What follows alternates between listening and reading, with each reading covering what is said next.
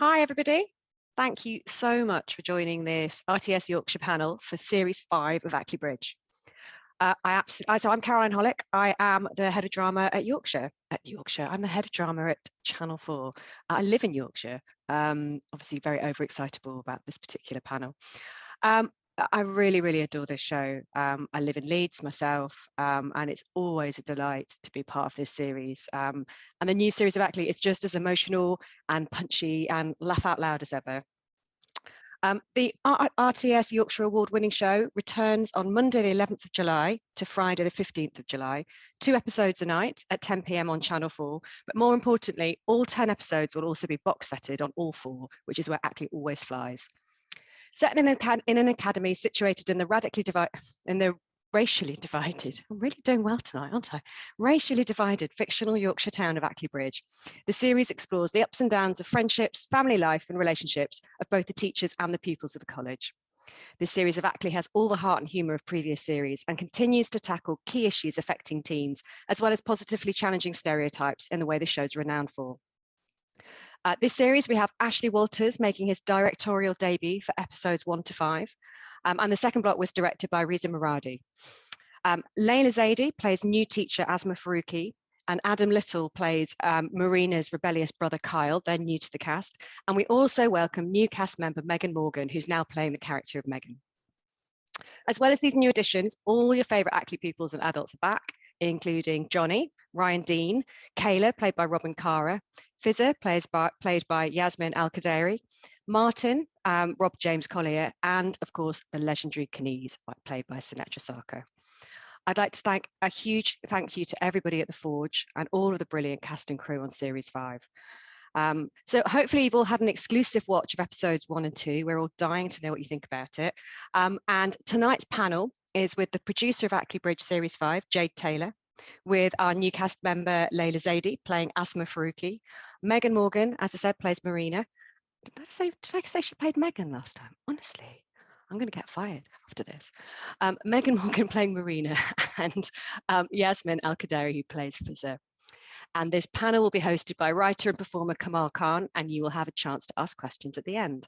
Please note there is no embargo on the evening's Q&A, and I really hope you all enjoy. Thank you. Thank you, Caroline, for that beautiful introduction. Hello, everyone watching out there. My name is Kamal. I am a Bradford-based writer and performer, and welcome on this sunny Thursday evening. Thank you for having us wherever you are, in your living rooms, on your phones, on a train, or in a cellar somewhere, or in an attic, as I am right now in Bradford. And yeah, so this evening is just to give you some insight, some behind the scenes gossip, some kind of making of Ackley Bridge. And I'm sure you'll all have some questions burning at your fingertips, wanting to ask the producer and the actors. So first of all, we're just going to go around. If you just introduce yourselves and perhaps give us just a line about your character, and yeah, that'll be great. So if we just do that to begin with, thank you. Hello, I'm Laila Zaidi, and I'm playing the new English teacher Asma Farooqi, and she is confident and a little bit sassy. And then as the series unfolds, we learn that there's quite a lot more than first meets the eye. Amazing, thank you, Laila. Hi, I'm Yasmin. I play Fizza. If you saw in season 4, she's quite similar to how she was then, kind of outspoken, witty, got her alternative style. And yeah, things kind of mix up a little bit for her this year. So there's a lot more to go on, but then she'll find out. A little bit different to how she was in season 4, so with her style and everything, which is cool. Great, thank you, Yasmin. Hello, I'm Megan Morgan and I play Marina Dobson. I would say that she seems very outgoing, confident. She is very outspoken as well, but she's dealing with anxieties surrounding her self-worth for sure. Great, thank you, Megan. And last but not least. Hi, I'm Jade Taylor. I'm the producer of Ackley Bridge Series 5, but I've been involved with the show for many years now, but I had the pleasure of working with these ladies on the latest series, which I hope you all have had a chance to enjoy. Great, thank you, Jade. So, just quickly tell us, for anyone who's been living on a completely different planet for the last like 4 or 5 years, if you just like to tell us what Ackley Bridge is about. So imagine if you're an alien and you kind of zoomed in and you kind of beamed into planet Earth and you kind of just like got Channel 4 on your screens. What is it about? What's the premise? Yeah, who would like to answer that question? I'll go. Laila, yes, thank you. So, Ackley Bridge is a drama that's set in the fictional world of Ackley Bridge up in Yorkshire. And the premise, it shows two communities. You've got the traditional Muslim Pakistani community and the white working class. And it shows how they come together through the conduit of school. And it tells real working class stories and struggles, but with authenticity, honesty, and always, always with warmth, love, and humour. I'd say that's quite a clear description, maybe. That's way better than how I would have said it as well. Nicely done. Thank you. Great. Very love, warmth, and humor. I love that, because I think that's really important now, especially kind of living in a post-COVID landscape. It's just been kind of years of bleakness, and that's what the show offers, which is really important. And I love that it's able to do that for a mainstream audience. So Jade, I'm going to come to you first. Question: what has it been like producing the series in terms of the latest series, and what are some of the challenges that you faced in terms of working in a post-COVID landscape, and some of the production challenges that you might have faced? Yeah, well, first of all, it's been an absolute joy to work on Ackley Bridge. I think it is such a wonderful, wonderful show. We have the opportunity every series, I think, to have a bit of a blank slate and tell stories that we feel really passionate about, that feel pertinent to the world today, that resonate with the working class communities of the North, that resonate with schools. We do an awful lot of research before we start storylining any of the stories, and that's always really fruitful for us, and it's always a really enjoyable experience. So having the chance to come up with the new stories, come up with new characters like Asma, who Laila plays, was brilliant, and it's a really, really creative gig. Certainly from a producer's point of view, you get to be involved in all of the creative stuff, which is amazing, and you don't always get that on every show that you work on. From a production point of view, we were still having to work within the bounds of COVID, but I think we had a really, really, it was the second series that we were operating under those conditions, and we had a really robust structure, and actually, we had everything thrown at us, including the Halifax snow, and we didn't drop a day filming, so it was brilliant. In terms of the production, we also have a fantastic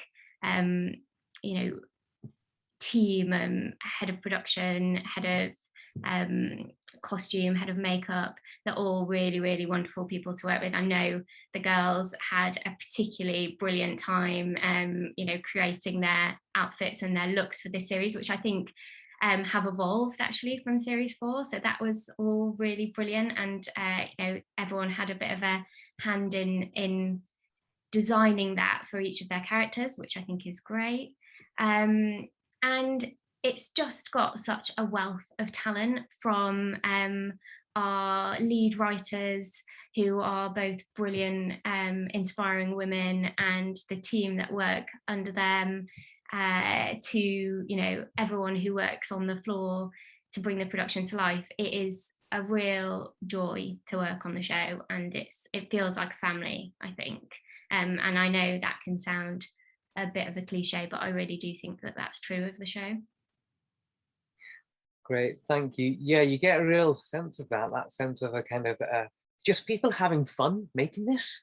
And it kind of it springs off the screen, you know, how much fun that you're all having, which is it's just pleasurable to watch. So I'd like to quickly so I'd like to zoom in on your characters, and I'd love to know a bit more about them. So if we start with so as Jade was saying, that you got some opportunity to kind of shape and kind of inform some of the character choices. What were they, and what have you been able to contribute towards those characters? And you know, are they different from you? How have you found your entry points into kind of playing those really brilliantly, you know, bold characters? So if we start off with Yasmin. Hey. So yeah, I think this year's interesting because obviously we had Fizza last year, and it's you can also you can tell straight away. Obviously, she's changed her hair. Still got that kind of alternative style and like punky style and everything, but I felt like she's just changed her style, as like people do when you're at school every year. It's like a different term, different. And I think she's very like quick to just change as well with like her personality and her views on stuff. Again, like what Jade was saying, it was really fun because costume and makeup, you kind of get to help as well, to be like, oh yeah, I think she'd like do this with the eyeliner, and just adding little bits that really like kind of shaped up her character and kind of where she was at this series. And yeah, she has definitely changed from last year. I feel like she's definitely matured a lot from last year, and you can see that in how she is with Kayla and Johnny, who are a couple, obviously we saw from the last series, and how she's like navigating with that, because she was stuck in a little love triangle last year. So she's definitely matured in that way. And also the new friendships that she sparks up, always kind of like forced to spark up, one being with Marina, when they're forced to kind of like hang out a bit more in this series. Yeah, I think she learns a lot in terms of, she's obviously very outspoken, and I think Marina actually teaches her some stuff on feminism this year, which I think she was disgusted to realise. She's been put in her place a little bit a couple of times as well, which is quite funny. So yeah, and she goes through some very difficult times with family life this year, some kind of like difficult, like traumatic situations as well. So she's kind of got a lot on her plate, and yeah, kind of a thing of self-discovery, I'd say, we see in Fizza this year. I love that, self-discovery. And I think that's why the show speaks to a lot of people, because the characters are going through the same thing that a lot of the young people who are watching and older people who are watching, and it you know, watching it's I was able to relate to those kind of storylines, which is great for a show that is able to speak universally, you know, beyond kind of gender. Megan, a bit about your character, please. Yeah, I mean, when I first got Marina, I just felt like she was really complex, and there was so much to her that was hidden underneath this big bravado that she puts on for everyone. Because she comes across really confident. She comes across like she knows exactly who she is and what she brings to the world. But I think she really struggles with her identity and where she fits, and whether her being who she really is enough to feel accepted and to be accepted by her family, by her friends, by the people around her. And I think she's created this lifestyle and this life persona on social media, in school, and it gives her massive amounts of anxiety, her having to try and keep this up, and whether people will find out the truth of her, what life is really like for her at home, and how she's really feeling about herself, and what's actually going on behind closed doors in terms of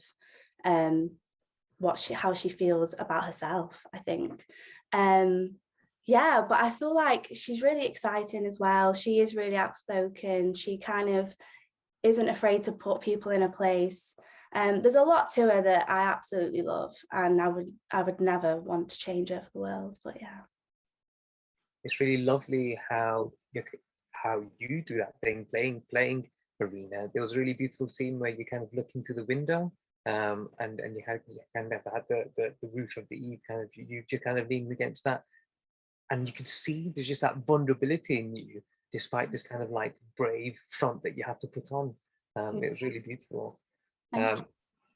Laila, tell us a bit about your character. You're new to the team, so what's it been like for you? Oh gosh, I mean, it's been just fantastic. I think there's a lot to unpack when it comes to Asma. You know, as the series unfolds, we find out, you know, as I said earlier, there's a lot more than meets the eye. And I think interesting that you said about things that you can relate to your own character and how you would step into the shoes of. And you know, on an interview last week, I was actually saying, I think this part is, for me, it's been a character that has felt so far removed from Laila. So it's really been like, I'll get into my power suit and I'll put my hijab on, and I was just totally absorbed into the world of Asma. But what I will say is that, so Asma was a lawyer, she was working in London, and she became suffocated by the pressures and the stress of living in London, which I can say I absolutely have been there. It can be quite a daunting, overwhelming, and very expensive place to live. And I'm actually from Newcastle, so yeah, I'd say that for me was a really good starting point to like connect us, you know, Laila and Asma, and find her somewhere in the middle. Yeah, and she joined school, so she basically decided she didn't want to be in law anymore, and she wanted to move up north and follow another passion of hers and become a teacher. And yeah, gosh, I mean, that I could talk about her forever, but one thing I will say that I think is really, really amazing, and for absolute credit to the writers, is that, you know, a lot of time on television you see devout Muslims as either, you know, super strong women with absolutely no flaws, or victims. And I think what Ackley Bridge has done in this series is really avoid both extremes, and they're just showing someone who is a really good person who also has flaws, as doesn't everybody have a flaw? You know, nobody's perfect, there's no such thing, there's no one way of being any religion. And it isn't meant to represent all Muslim women, because there's no such thing as one Muslim woman. And I think that message, it just means the world to me with this series. I really think that's so important. And again, you know, Asma is someone who didn't grow up with practicing Muslim parents. She's new to being a devout Muslim, so she's navigating that alone. She hasn't had that passed down through her family. Which is, I think, a really interesting dynamic. Again, not one that often gets shown on, you know, mainstream TV. And again, it's not necessarily what every Muslim family is like, but that's not what this is about. So I think credit to the writers, you know, everybody, every single writer, all the producers, everybody that's created Asma's character. I just think she's really beautiful, and I was honoured to play her. I'm glad you said that, because there isn't, you know, when it comes to representation of, you know, particular minorities, and especially in your case, you know, Muslim characters, you're right, you know, they're not just a homogenous group of people. It's like with anything, they're a spectrum of people, and what's portrayed really well in the first two episodes is how complicated, you know, those characters can be, and that's really refreshing to see. So yeah, excited to see the next few episodes. Jade, a question for you, please. I'm a massive fan of making work that's situated in the places in which those stories exist.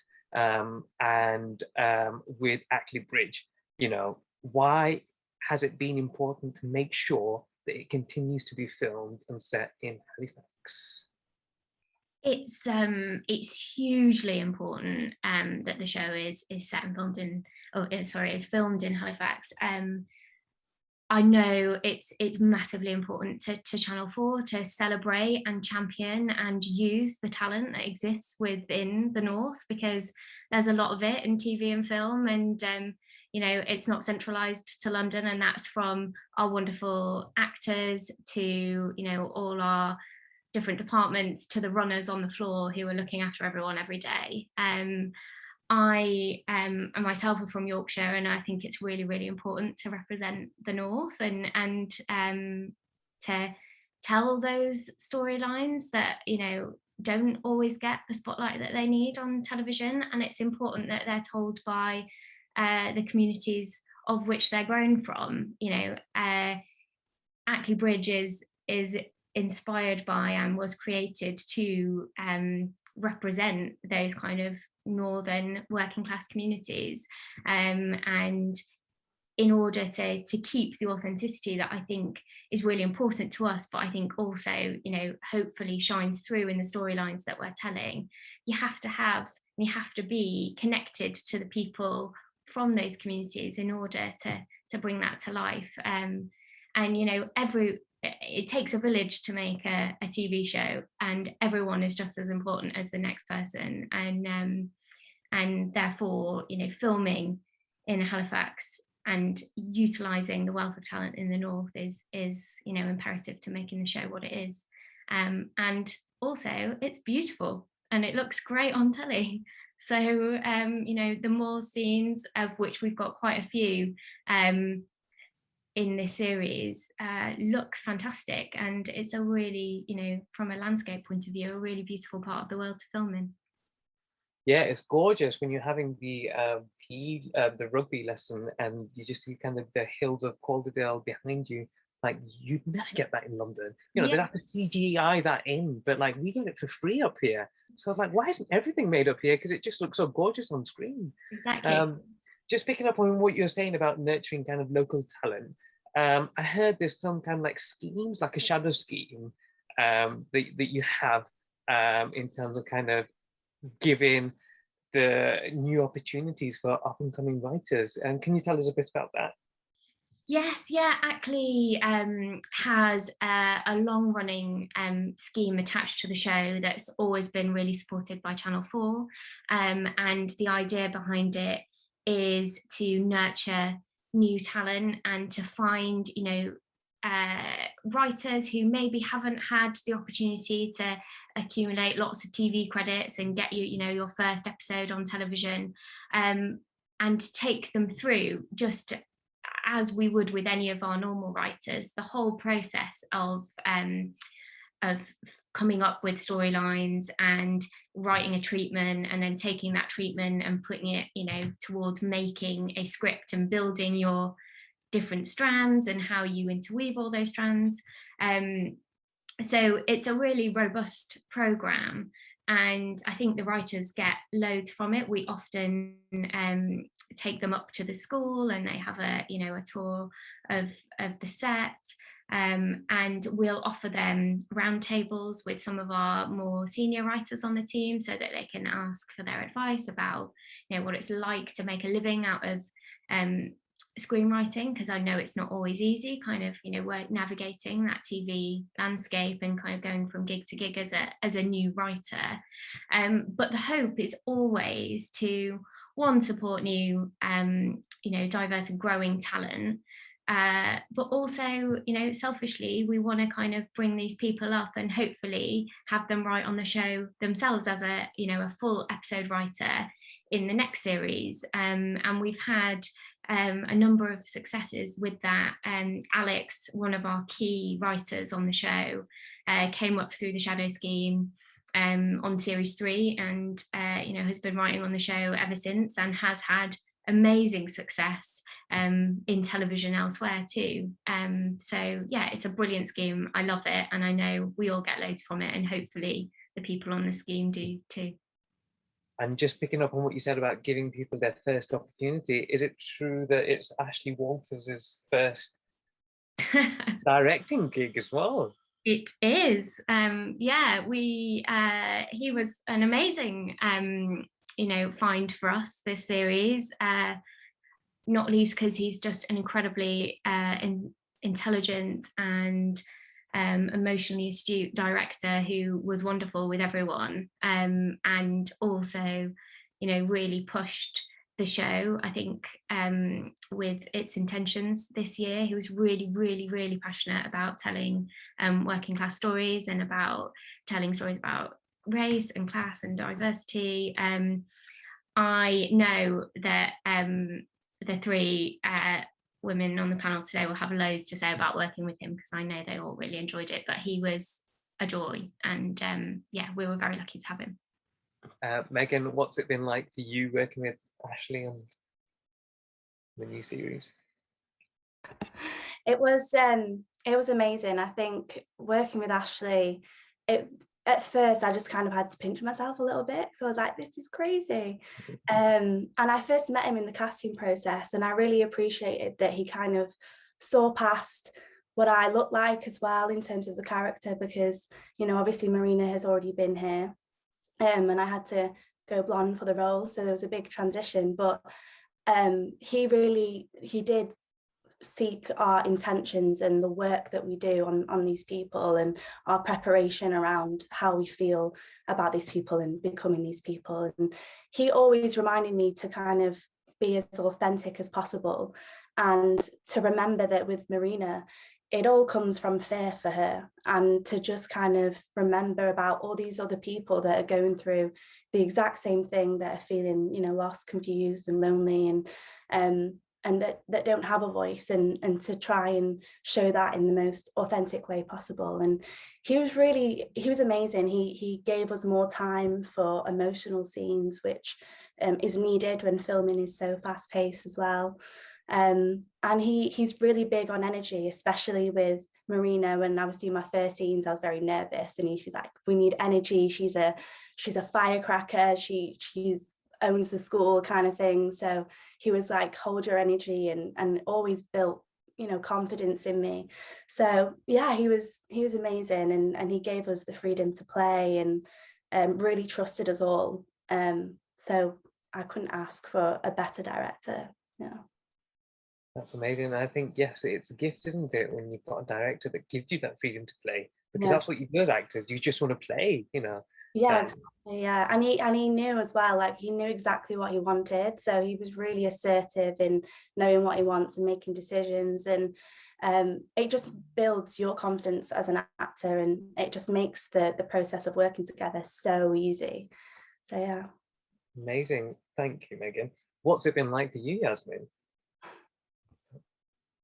Yeah, it was so much fun working with Ashley. I watched Top Boy and everything as well, so I had to like rein it back when I met him. I was just like, he's here to do his job. Let's see if he's a good director. But he was, yeah, his naturalism that he has in acting, he definitely brings to directing as well, which I really respect as well. And it does make a difference as well when your director has an acting a history in acting as well, because he just does really understand. And like, if he saw me having like a bit of a brain freeze and block, he would come up to me like, I get why you're having that right now. Because he's like, this happened to me when I was doing this scene. And I remember when me and Laila were doing scenes with him as well, he'd be like, I get why you're having this block. So it really does help. And it's like a relatable point of view as well. And yeah, he was just, I think he just has a very funny, chilled out presence as well, which really helps. Like you can tell when the crew as well are like bonding with the director, and it puts everyone at ease, and it just makes a big difference. And Reza Maradi as well, our other director, had that kind of sense of like dry humor as well, which it does help, especially when you're doing difficult scenes. Sometimes you need that kind of break in between to not get too emotionally, you know, get into a really bad place outside of the acting part. So it really does make a difference. But yeah, really, it was so much fun working with him, and yeah, he was a great director. Amazing. And what was the process like for you, Laila? I feel like I'm just gonna repeat everything the girls have just said. I mean, they nailed it. Exactly that. You know, I think after about 24 hours of everybody being like, oh my God, it's Ashley Walters, I think then we all just relaxed into it. And, you know, I think the big thing is respect. Like everybody just had, you know, like Jade said earlier, nobody's job is more important than anybody else's. And we all need each other to make this show. And so everybody respects everybody. And you know, again, as the girls just said, like he's an actor's director. You know, he approaches it the same way that we would, which really is so helpful, because I, you know, sit and, you know, you're thinking what's just, because a lot of the time in filming you don't film in order either. So you film something from episode 7, and then, you know, you're skipping back to episode 2, and you're like, right, okay, what's just happened for Asma? You know, I'm not where I was this morning. I'm at a totally different emotional place. What's just happened, what's about to happen. And I think he was really good at just sort of recapping that and being like, yeah, this is where we're at. This is what's just happened. Let's take a few minutes, sit and think about that and get into that energy. And yeah, obviously he's lovely and very talented. So it was just a really relaxed, enjoyable environment. And yeah, like Megan said, he really gave you the time and the space that you needed. And also if you had an idea, which I often had an idea of how I might think Asma might do something, and even if it was absolutely wrong, which most of the time it was, Ashley would and Reza both would just be like, yeah, go for it. Let's do a take and see what happens. Just to prove that you're rubbish. But she do this way around now. More often than not, like, that was great, and maybe we should try it like this. But just to be able to experiment, and then, you know, you find somewhere in the middle of what you both sort of see your character doing. So it was just, I mean, as you can tell, we all just had the best time. Best job ever. I'm looking forward to seeing all the power suits that Asma is going to wear, because I was loving the suit in episode 1. So it actually got a whole like wardrobe of amazing costumes lined up. Array of power suits, which I really wanted to steal when I finished filming, because I also love to wear a suit. I actually wore a blazer to my my first audition, but I went for like a very, very oversized one, and I think they were worried that I was totally lost underneath. Yeah, so I had to take that off and come in just a t-shirt for my recall. Yeah, it was great. I think she's going to bring the glamour. Like, I can imagine just, you know, all of her costumes throughout the series. So, you know, hopefully into the next series, just getting more and more spectacular. I feel like I'm going to see how far I can push that with the costume department and be like, maybe she has a Chanel bag. She's bringing the glamour to Ackley. No, totally. I'm here for, I'm here for that. It's great. But it's just good to see really glamorous characters on screen, you know, because often when you see stories to do with, you know, northern characters or northern worlds, you know, everyone looks grim or like in tracksuits. And I just love, you know, even with Fizza, you know, great. You know, I wonder what hairstyle she's gonna have next. And actually these kind of things, they seem slightly not particularly important, but, you know, especially of that age, you know, it's the most important thing. And especially that we live in such a kind of like an obsessed a society that's not obsessed but conscious and image conscious society. It's just great to see that kind of reflected in the characters as well in a positive way, and you know, hope to see that continues. Just one more question, and this is up for grabs as to who'd like to answer it. In terms of the whole series, what are you hoping that the viewers take away from it by the end?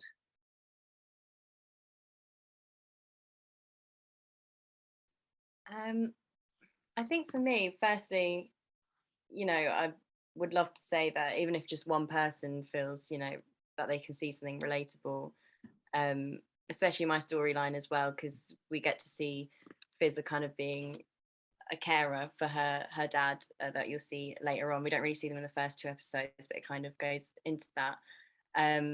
And just to talk about, there's a lot of things going on, like there's talk about alcoholism for Asma's part as well, and also just like mental health, mental illness as well, which I feel like isn't dealt with still to this day, isn't dealt with well on TV. And even just mental health is obviously talked about a lot now, but mental illness still isn't spoken much about in the same way, and it's still very taboo. And I feel like I really appreciated Ackley Bridge for saying, you know, my dad has bipolar. That's not like a surprise in the story. That's just what he has, and that they actually mention it, because a lot of the time it's a very vague kind of thing that no one actually talks about in the series. So I think if someone can watch that and be like, oh, okay, I understand it a bit more, and just learn a bit more about something, or to, you know, because that's the thing, like my dad's a drag queen and he's like always shown in like this amazing light and always in a really good mood and happy, but actually behind the scenes it's very normal that it's not that case for him. And like the same with like Asma puts, and even, you know, Marina puts on this front to everyone, and then behind closed doors it's different. And I think that's really important. I think you do learn, like even with Asma's storyline, I felt like, oh, I've never seen that before in a show, and actually it made me think a lot more about stuff as well. And I was like, if just a few people can watch that, then that's amazing. And if not, just enjoy it, because it's got its funny elements to it as well. So it's just like a good bit of entertaining TV. But I'm obviously hoping the storylines touch the people.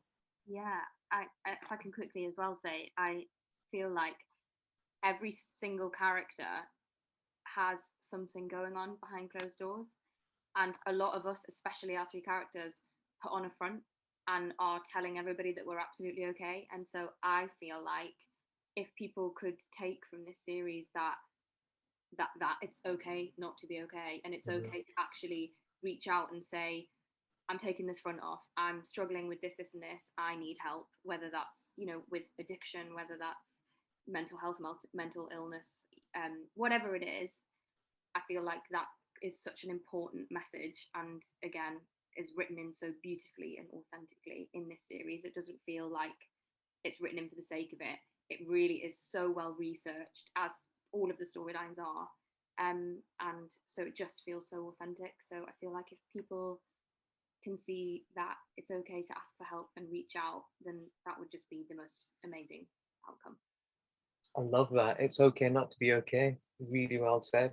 Absolutely. And even, you know, it's not necessarily just to do with mental health, but just in general now, we try so hard to put on this front because of the pressure of social media, because of this pressure of just constantly having to, you know, be different versions of ourselves. It's so important just to reach out and be like, I just need some help. And you are right, you know, the series kind of offers that as a solution. So yeah, thank you. So we're gonna have some questions now, if that's okay. And I'm just gonna read the questions out.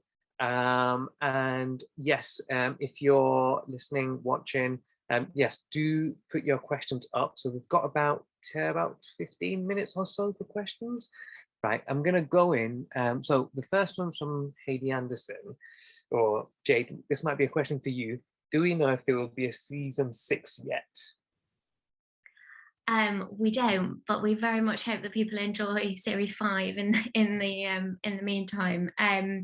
You know, who knows? I think we've created a brilliant series that we're really, really proud of, that, you know, Channel 4 have been brilliantly supportive on both, you know, Caroline and Rebecca. So yeah, we'll see. I know everyone has got their fingers crossed, but you know, I really hope that you enjoy series 5. Oh, well, let's all hope that there is a season or a series 6. The next question, it's for Megan. Megan, what was it like to take on Marina after she was originally played by Carla Woodcock? Yeah, there was, I was quite nervous at first, I'm not going to lie. But I think for me, it was more about just understanding who she is and respecting what's been done before, and getting as much information as I can from the previous series, and then creating my own version of what I see Marina as, and threading all of that together. So yeah, it was exciting, but yeah.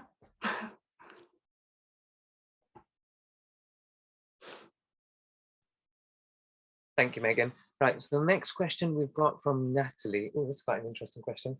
Which character would you say you were most like in school, or if you were a mashup of the different characters? Yasmin, do you wanna? You can see me thinking. I'd say a mashup of characters, maybe a little bit of a Kayla, because I was a bit of a warrior as well. And I think she's very much like that, and I think that's why I find her quite funny as well. She's a bit like neurotic and stuff. And also I'd say Rookie and Spud, just as in, like, I think I would just like to be a bit annoying with the teachers and just like mess around a little bit, and I find their characters really, really funny. So yeah, I mean, I probably wasn't funny at school, but I'd like to think I was. Amazing. Laila? I would say I was probably most like Kayla, Robin's character. Right. Maybe like a 10% Fizza, but that's just me in my head thinking I was cooler than I was. Fizza's cooler than me. Yeah, I actually wasn't that cool. Not obviously Kayla is cool. I'm just saying in terms of like being a warrior and also being like I need to get my homework in, and I'm not gonna go and socialize with all the cool girls after school because mum says I have to go home. Maybe, yeah, I would say Kayla. In my head, I was a bit of a Marina and like a 5% Fizza. So. Great, amazing. Megan? Yeah, I was definitely just a mix of all of them, I think. I don't think I can kind of put more of a percentage to any of them, but I can definitely find similarities within Fizza, Marina, Kayla. Yeah, all of them for sure. Yeah. Amazing. Thank you. The next question is from anonymous attendee. Do you think it's important to reflect the hardship that young people face in the UK? Are there any other stories or issues you'd like to see the series cover? Ooh, this would be a great question for a writer, actually. But yeah, imagine you were writers and you got to make up the next storylines for the next series. What issues would you like to cover in the next series, for example? Laila? I mean, that's that's really difficult to answer, purely because I think the storylines covered are so amazing and relevant. And I guess what I would say would be everything we've already covered, but exploring, because obviously, you know, when we get to the end of season 10, we may have covered more than you've already seen. I'm not going to give any spoilers, but I think by that point, people will see that there's more issues that have been opened up. And maybe I would say that we'd go delve more deeply into those and what that means for every character. Again, with the mental illness, the mental health, just with everything, it's really hard to answer that without giving spoilers. I wish I could, I wish I could give you more, but I'll get told off. But I would just say, yeah, I think, again, the writing is so authentic. And I know that I know the writers work closely with a lot of charities to make sure that everything is really, really authentic, which again helps the actor approach it, being able to tell it from that place, knowing that it's so true and relevant and not just like reading words off a page and trying to make that seem believable. But I mean, I just feel so passionately about all the storylines. I'd say, I don't know. I'd say just, I'd like to see a storyline maybe on immigration, because that's quite relevant, very relevant at the moment. So I think maybe, yeah. And I think with the good thing about Ackley Bridge is that with relation to that, storyline could be relating to an adult in it or a child at the school as well. That's what I think. And all the storylines this year are really nice because they interlink and like weave into each other really, really well, in ways that you wouldn't expect as well, which is really nice. So yeah, like different like teachers speaking with different students that you wouldn't expect and like form relations with them and everything. So yeah, I feel like maybe something on immigration that could be either with a teacher, student or adult. Great, thank you. We've got a question here from Mia. Will Emily Hickman and Megan Parkinson come back to Ackley Bridge? Jade, that might be a question for you. Not this series, but you know, never say never. I think we have the writing team and I have a ridiculous task of trying to service all of our amazing characters, and we have such a brilliant raft of central characters in the show that we barely have time to kind of fit all the stuff that we want to do with those in, never mind kind of adding new people back into the mix. But you know, there's a possibility. I guess it depends, you know, should the series go on and on, where the storylines take us, we don't know. So yeah, potentially. Right, thank you. A question from Victoria Wilson. This is for Megan. Marina explores the dark side of social media this series. What can you tell us about that? And what's your own relationship like with social media? Interesting. I feel like for me, with social media, I don't really use it that much. I feel like it's I think it can be a really positive thing and it can be a negative thing. I think it depends on how you use it. It depends on your mindset surrounding it and where you're at mentally in terms of being able to use it. I think you need to understand that it is fake, that it is filtered, a lot of it. And, you know, everyone is creating this perfect lifestyle or trying to create this image, you know, to sell themselves or whatever it may be. And I think that is what Marina does, and that's why she gets herself to a certain place. And as the episodes go on, you'll see that there are, you know, the massive consequences for what it is that she gets herself into. But I mean, for myself personally, I just don't really post that much. I've not really posted a picture for a couple of years now, but I think I will start to use it again in terms of for my job and things like that. But I think for me personally, I like to be in life. I like to be in my life, enjoying my life with my friends and with my family and with work. I'm really busy as well. So yeah. Great answer. I'm with you there, Megan. I get called a granddad or a dinosaur all the time because I'm not on Instagram. I'm like, I'm you know, totally echoing what you said. Life is for living in the present. You know, why post it and experience it tomorrow? Like, live it now. So I'm just gonna. So we're running out of time. There's probably is there any more question? Okay, it's a question for you guys. So actually, we probably don't have any more time for any more questions. But just a quick question for me. If your character was a cake, what cake would they be?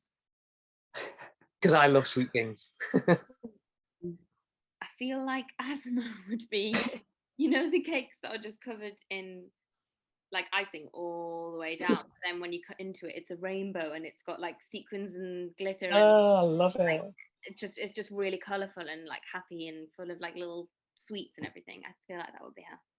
That's great. She puts on that front, and then there's a lot more to her, like in a serious way. Obviously, the colours could be more depth, but also because I think she's just really fun. Ah. I love glitter and sequins. I love that. Yasmin, if your character was a cake, what character would they be? What cake would they be? Sorry. I reckon a messy mix of colours in like a Halloween cake. That's what I'm going for. Halloween cake. I thought you were going to say an eaten mess, and I was like, yeah. An eaten mess. Smash around everything. Yeah, just a bit of everything. Yeah, just a bit of everything. So she likes to change up her colour and her style. And yeah, I feel like me, Fizza likes Halloween, so that's what I'm going for. That's what I think. Great. I think, Laila, we've had enough of eaten messes for today. If you've been reading the news. Oh gosh, yeah, sorry. No, it's funny. It's funny. Megan, what cake would your character be? I feel like Marina would be like a red velvet cake. I think she loves chocolate, but her favourite colour is red, and any opportunity to wear red and have it on a cake and have it all together. Red phone, red cake, red coat. She's one of them, definitely. Gorgeous. Every time I watch it, I'll be just looking at you and be like, oh, she's a cake. She's a red velvet cake. She's a rainbow cake. Gorgeous. Thank you. You guys have been amazing. Thank you all for watching. We've just come to the end of our webinar today. So I would just love to remind you that Ackley Bridge starts on Monday, the 11th. And we'll be, not we, because I'm not, Channel 4 will be broadcasting 2 episodes, and it's at 10 o'clock. Somebody asked a question why it's at 10 o'clock, and Caroline mentioned it's because they've got a slot where they can put both episodes on for the television, and then there'll be 2 episodes on every day, but all the episodes will be on all 4 for you to consume at your leisure. Whilst eating cake, if you please. And yeah, just to remind you, there's no embargo on today's Q&A. And yeah, thank you all for being here, sharing your Thursday evenings with us. And yeah, we look forward to watching the rest of the series. Thank you to Yasmin, Megan, Laila, and Jade for being amazing. And hope you continue to smash it on our screens. And Jade, hope you continue to, well, let's hope that it will just go on and on forever, and it spawns an entire series so that I can actually bridge in every city in the UK. That's a dream, right?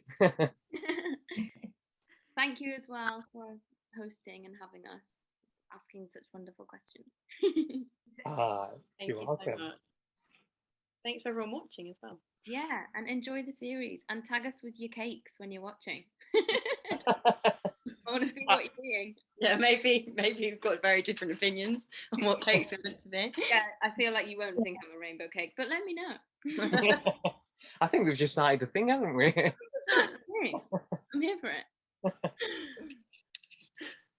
Great. All right. Bye, guys. Thank you. Bye, thank you. Bye. Thank you. Bye.